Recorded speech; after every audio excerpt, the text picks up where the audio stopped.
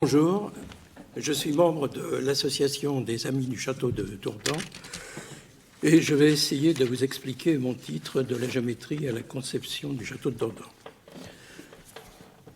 C'est par de multiples observations du Château de Dourdan, en analysant sa forme, son aspect, son implantation, ses dimensions, et en alliant le contexte historique à son origine, que j'ai imaginé un scénario basé sur la logique et les mathématiques qui conduit à la conception de ce château huitcentenaire.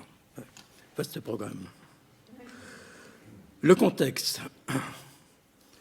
Nous sommes en 1204, quelques mois après le 6 mars, date de la prise de Château-Gaillard par les troupes de Philippe Auguste. Le bastion des Plantagenets a cédé après 6 mois de siège, et le roi Jean sans Terre rentre précipitamment en Angleterre et les villes du duché de Normandie sont rapidement conquises.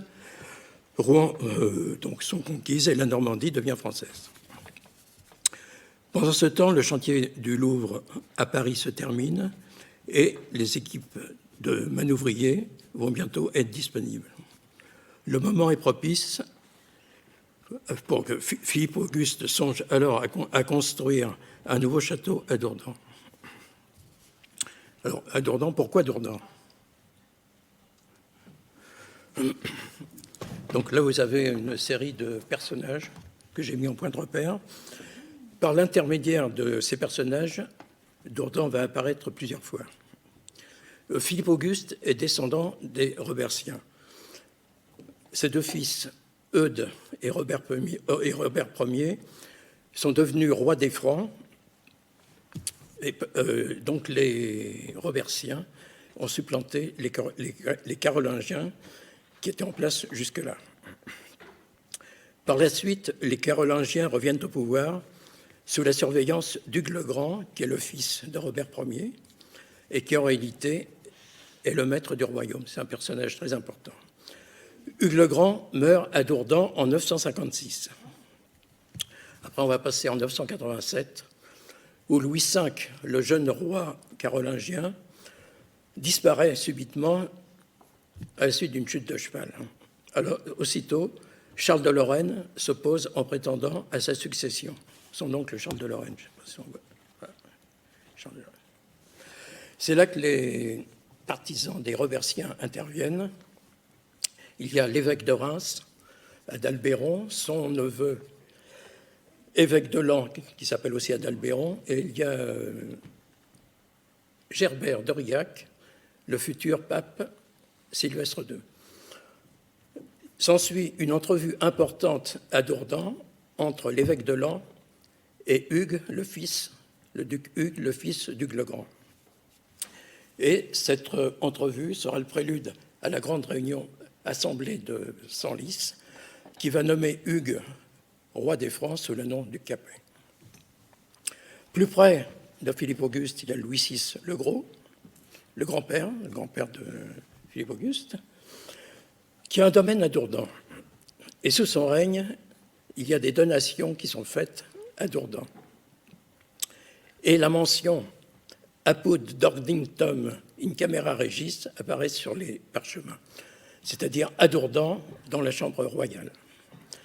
C'est donc pour toutes ces raisons que Philippe Auguste décide de faire son nouveau château à Dourdan.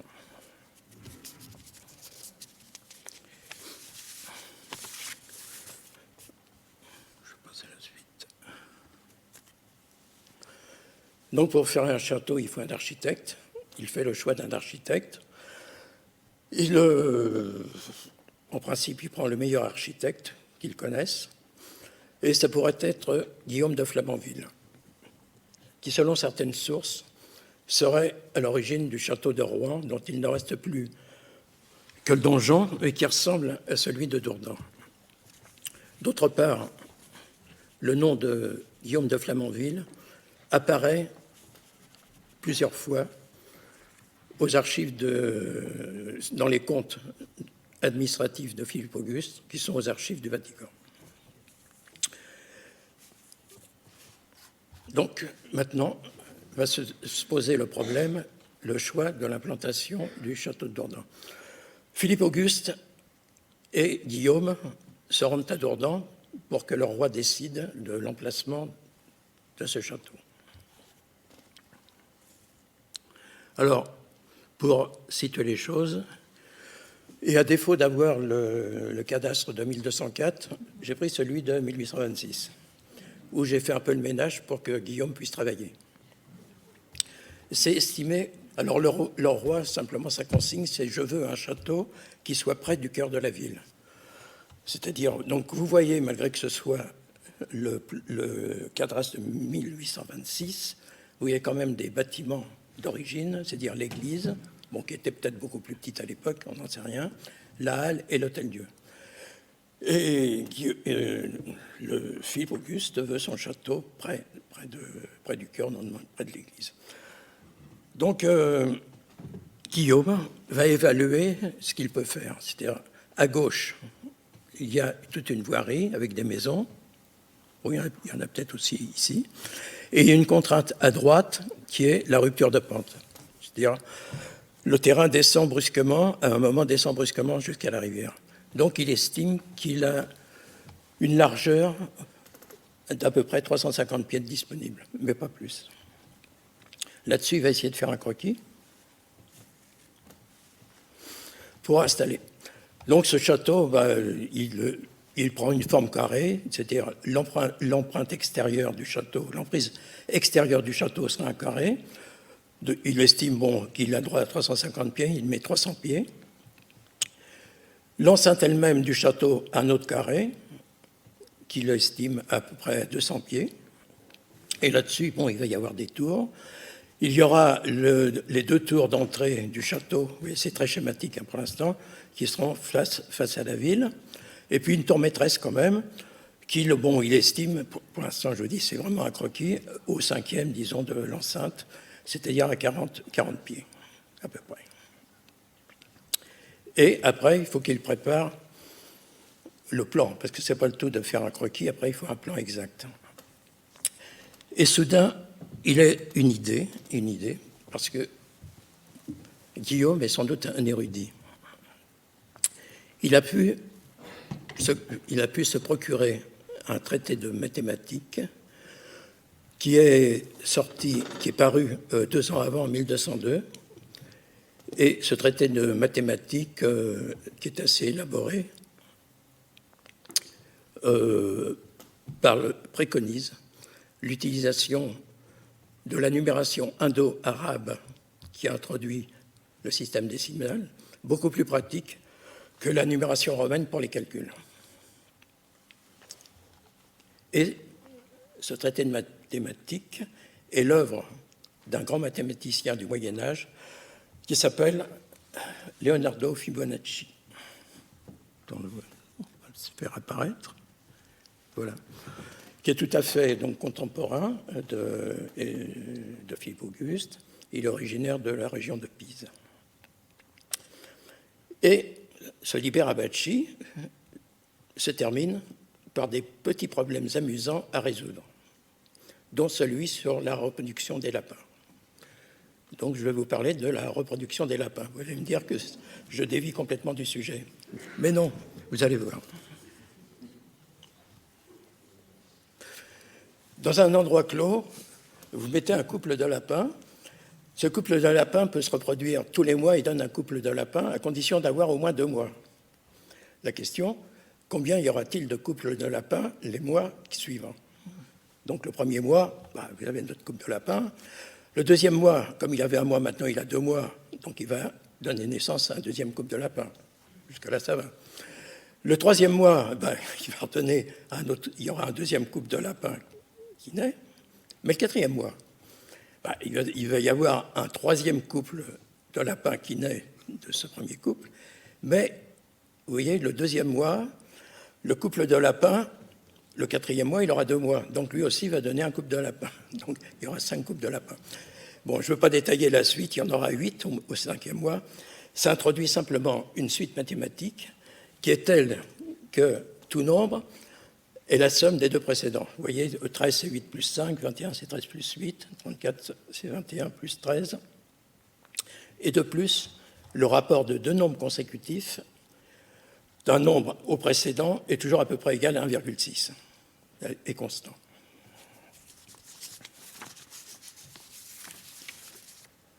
Donc ça va lui permettre déjà d'améliorer son croquis donc toujours 300 pieds. Donc c'est toujours le croquis, c'est approximatif, 200 pieds de large, et là il a mis toutes ces tours avec la tour maîtresse, qui fait donc 40 pieds, et là ça va induire le diamètre des tours, puisqu'il y a un rapport 1,6, alors c'est difficile, il y a un rapport 1,6 entre les tours, la tour maîtresse et les tours, puisque ça fait passer d'un nombre au nombre précédent où il y a un rapport 1,6. Ce qui donne pour les tours, ce qui induit pour les tours un diamètre de 25 pieds. Bon, c'est un peu difficile à expliquer tout ça. Pour arriver au... Non, c'est pas ça. Voilà, je vais arrêter là. Alors, j'explique les dimensions principales qui sont les diamètres des tours. Alors, j'appelle D le diamètre des tours et grand D le diamètre de la tour maîtresse. Les dimensions principales, ce sont ce D et grand D, l'espacement des tours et le carré de l'emprise extérieure. Ça, ce sont les dimensions principales, et l'idée, c'est que ces dimensions principales soient proportionnelles à cette suite de nombres. Vous me dites si vous comprenez quelque chose à ce que je dis. Pour cela, bon, c'est bien beau, là, ce sont des nombres virtuels, mais ce qu'il faut, c'est pour une unité, ce que j'appelle l'unité U, c'est-à-dire, si le maçon, l'architecte, actuellement, qu'est-ce qu'il a en poche? Il a un mètre. En fait, c'est le mètre, c'est définir. Et cette unité, lui, il dit, de la même façon, pour être fidèle à cette théorie, ça doit être un multiple entier de la mesure locale. La mesure locale, c'est le pied. Il faut bien qu'il y ait quelque chose de départ. Donc, il va essayer de se définir cette unité U à partir du diamètre de la tour maîtresse, qui est de 40 pieds, et des diamètres des tours, qui est 25 pieds. Bon, je dis, et bon, il retourne le problème dans tous les sens, il y a deux solutions au problème. Soit on prend pour diamètre de la tour maîtresse 8 unités et pour les tours 5 unités, ce qui implique U égale 5 pieds, c'est-à-dire son unité de mesure 5 pieds, et ça marche puisque 5, si vous faites 8 fois 5, ça fait 40, et 5 fois 5, ça fait 25. Donc ça marche, ça fait des tours de 40 pieds, tour maîtresse de 40 pieds, et les tours 25 pieds. Mais il y a une autre solution au problème, il y en a une deuxième, qu'au lieu de prendre le couple 8-5, vous prenez le couple 13-8, et ça marche aussi. À ce moment-là, vous faites le diamètre de la tour maîtresse 13 unités, et le diamètre des tours 8 unités, et ça implique l'unité égale à 3 pieds. Si vous décomposez, ça fait 3 fois 13, 39 pieds pour la tour maîtresse, et 3 fois 8, 24 pieds pour les tours. C'est-à-dire que vous avez deux solutions qui se valent, c'est-à-dire vous allez avoir 40 et 25, ou 39 et 24. Et si j'étais à la place de Guillaume, j'aurais choisi la deuxième solution, tout simplement parce que l'unité, autrement dit, le mètre, son mètre pour mesurer, d'un côté, il va faire 3 pieds, c'est-à-dire c'est quelque chose de raisonnable. En quoi ça va être? Ça va être certainement quelque chose de métallique, que ce soit rigide, ou alors il va avoir un mètre qui fait 5 pieds au-dessus. La première solution, vous voyez que c'est beaucoup moins pratique. S'il se promène dans le chantier avec une besace, avec quelques outils, il peut aller à la rigueur mettre sa règle de 3 pieds, mais 5 pieds, ça commence à faire beaucoup. Donc, il choisit son unité à 3 pieds. Est-ce qu'il y a une personne, au moins, qui a compris ce que j'ai pu dire? Enfin bon, le temps est très court, en fait. Il faudrait que je développe pendant au moins 10 minutes, un quart d'heure, mais je n'ai pas le temps. On en arrive maintenant qu'il peut faire maintenant le plan du château. Donc, le voilà. Donc là, c'est déterminé. Vous avez donc la tour maîtresse, les tours, Et j'ai mis le carré qui définit donc les centres des tours. Et la règle aussi qui est imposée, c'est que les tours médianes sont équidistantes des tours d'angle. Bon, jusqu'à présent, ça va. Et puis ce schéma va évoluer, déjà ici, à cause de la tour maîtresse. Ici, donc, c'est le fossé, l'empreinte, c'est le fossé. Vous voyez que le fossé rétrécit. Donc, il a l'idée de faire un arrondi autour de la tour maîtresse pour rectifier l'empreinte extérieure. Ce qui va donner ça. Vous voyez, c'est même plus joli comme ça. C'est-à-dire, il prend son compas, il prend le centre, donc vous avez le carré ABCD, le centre D, le centre de la tour maîtresse, et il va tracer avec son compas un arc de cercle de rayon 21, comme par hasard, évidemment, il va prendre 21, qui se trouve dans la suite. Donc voilà, c'est rectifié. Et on arrive au plan final, puisqu'il y a encore quelques modifications qui vont être faites. C'est-à-dire qu'une modification, c'est les tours médianes, pour casser l'alignement par façade, sont décalées légèrement de l'extérieur, sinon elles sont alignées. J'ai simplement ici représentant réellement les tours médianes, que je n'ai pas représenté ailleurs, c'est-à-dire notre carré. Il y a le mur de courtine ici qui a une unité du carré, et la tour médiane, c'est en fait un demi-cercle qui est repoussé légèrement vers l'extérieur, ici on le voit mieux, c'est vers l'extérieur, et qui rejoint la courtine par une ligne droite. Voilà, c'est la forme d'une tour médiane. Alors ici, qu'est-ce qui se passe? Il se passe que les tours côté ville, ici on a la campagne, ici c'est le côté ville, sont plutôt considérées comme les tours d'apparat. Si je n'appuyais pas. Voilà. Vous voyez que les trois tours ici, les trois tours de la façade sud-est, voient très bien la tour maîtresse. Si j'appuyais dessus.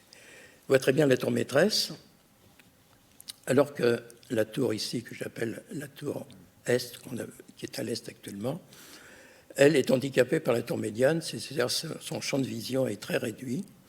L'idée de Guillaume, c'est de décaler légèrement la tour est vers l'intérieur d'une unité, et là, de le décaler vers l'extérieur. Je ne suis pas sur la bonne. Attends.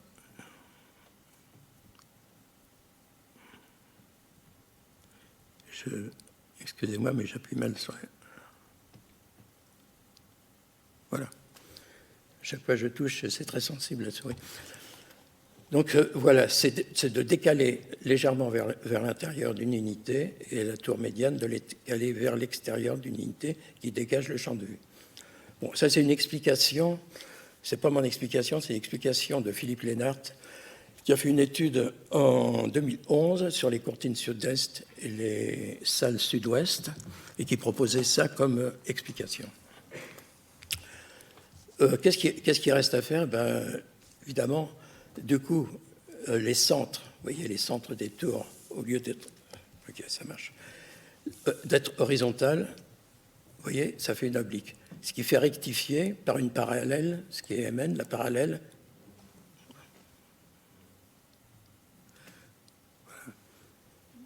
Vous voyez, la parallèle pour que la largeur du fossé soit la même. Et donc, le tracé est fini. Le tracé du plan est fini. Maintenant, je vais essayer de le comparer avec la réalité.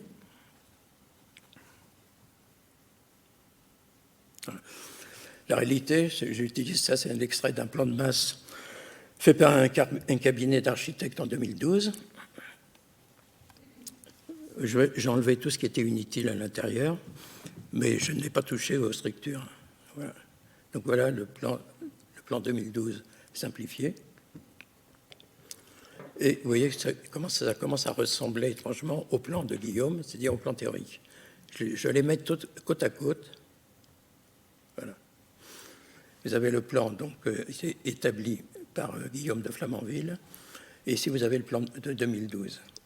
Et chose remarquable, je dis bien remarquable, que si l'unité U, c'est-à-dire la règle est égal exactement à 1 mètre, eh bien, les deux plans se superposent presque exactement.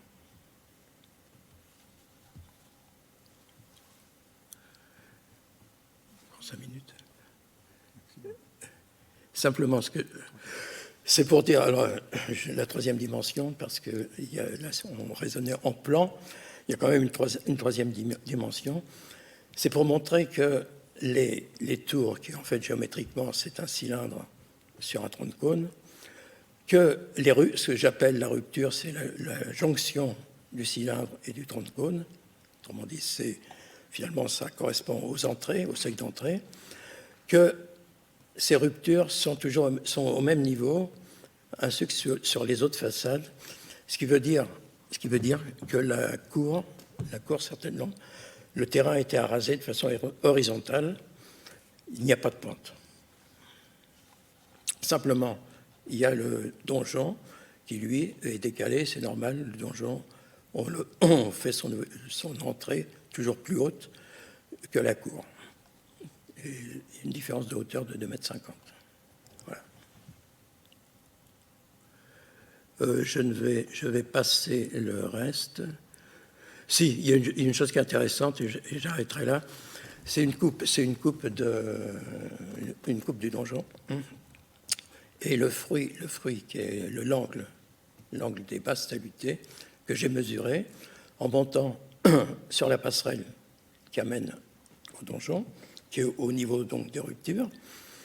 Et je vais utiliser la formule que dans un triangle rectangle, la tangente de l'angle est égale au rapport du côté opposé sur le côté adjacent. Et j'ai mesuré ces deux côtés, c'est très facile. Je suis monté sur la passerelle, j'ai descendu un fil à plomb jusqu'à la base de la tour.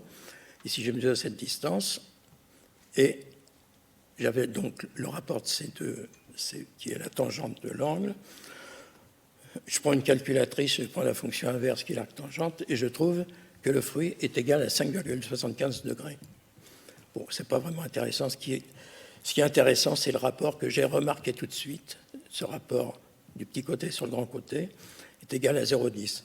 Ça veut dire que Guillaume, pour construire ces tours talutées, a pris un gabarit qui était une équerre d'un dixième, tout simplement.